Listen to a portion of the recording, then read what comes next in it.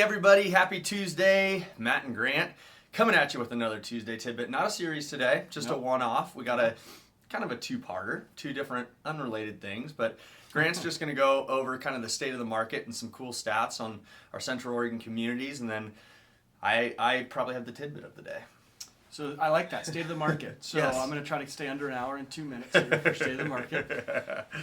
First of all, I just have to tell you guys, I love this. This is a digital notebook that feels like you're writing on paper.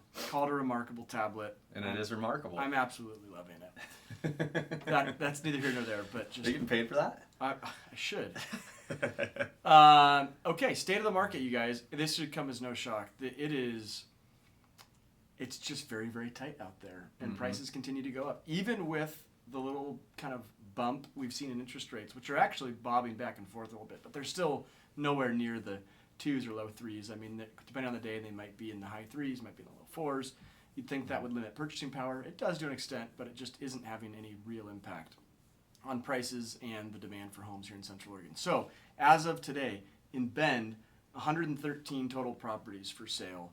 That's cutting out about 20 like fractional ownership deals, but standard homes for sale, nothing under 500,000. Oh, geez.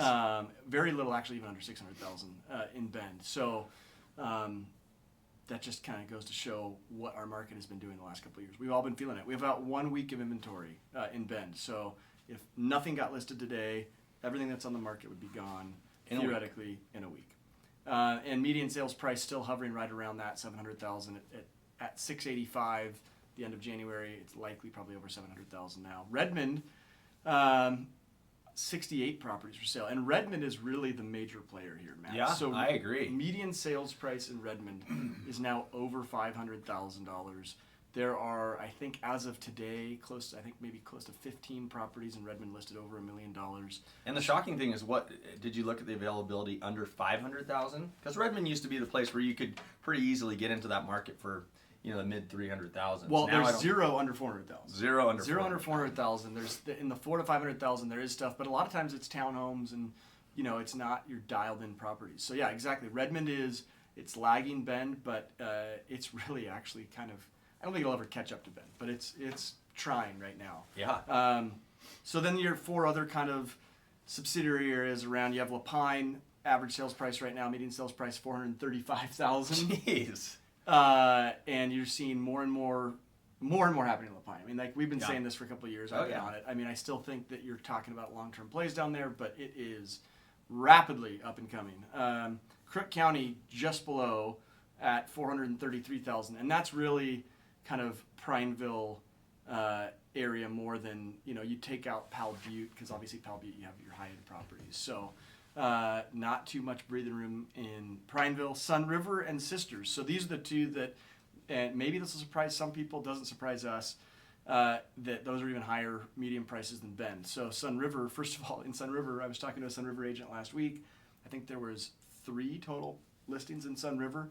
Median sales price right now is $900,000, just over $900,000 in Sun River. And Sisters, $730,000, and that number is skewed in Sisters just because you have so many nice kind of estate parcels and ranches that really pull that up. I think if you're in the city of Sisters and some of those newer neighborhoods, Hayden's building out there, some others, you can find some decent affordability, but then you get your kind of premier estate properties, and that pulls that number up. So that's the state of the market, and I don't know that we see it getting any better as far as alleviating that, just that inventory numbers being so tight.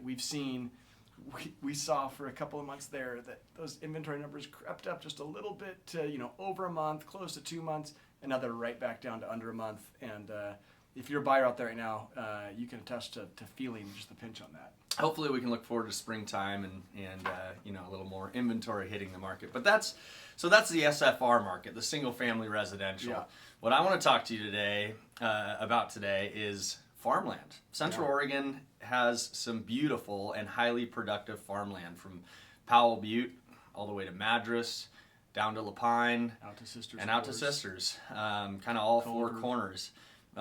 This is top of mind because we are going to be listing a spectacular property in between Redmond and Terrebonne. But Word on the street, and many of you have probably heard this, is that Bill Gates is rapidly becoming, if not already, the largest owner of farmland in the United States. And I think it's probably a pretty wise idea to follow Bill Gates' lead. He has a pretty good track record and has done well for himself. And so, what more beautiful place to own farmland than here in Central Oregon? Now, that takes somebody with some experience. It's not easy to maintain farm. You have water rights to manage, moving irrigation equipment. There's definitely work to be done. But if you are in that industry or have the ability to maybe hire a ranch hand and invest in some Central Oregon farmland, the inventory is probably a little better, and there's definitely some great opportunity out there. So something to think about. Yep, totally. I mean, the big thing you said there, Matt, is obviously water rights. We have been and currently are looking like we're moving forward in this, quasi, if not full-blown drought conditions. And so you definitely want to do your research on that, not just in terms of how much water allotment you're going to get, but also in terms of, the type of product that you're going to try to grow. Certain crops do a lot better with less water.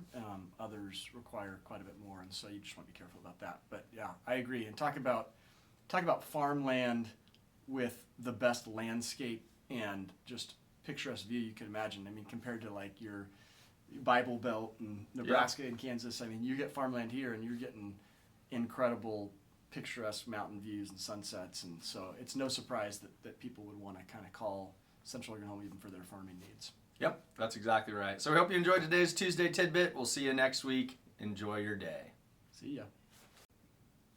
Hey, thanks so much for watching today's video. If you haven't already, make sure to follow us on Instagram and Facebook. Our handles are shown here on the screen, and you can always find our contact information or more about us on www.buysellbend.com. Thanks.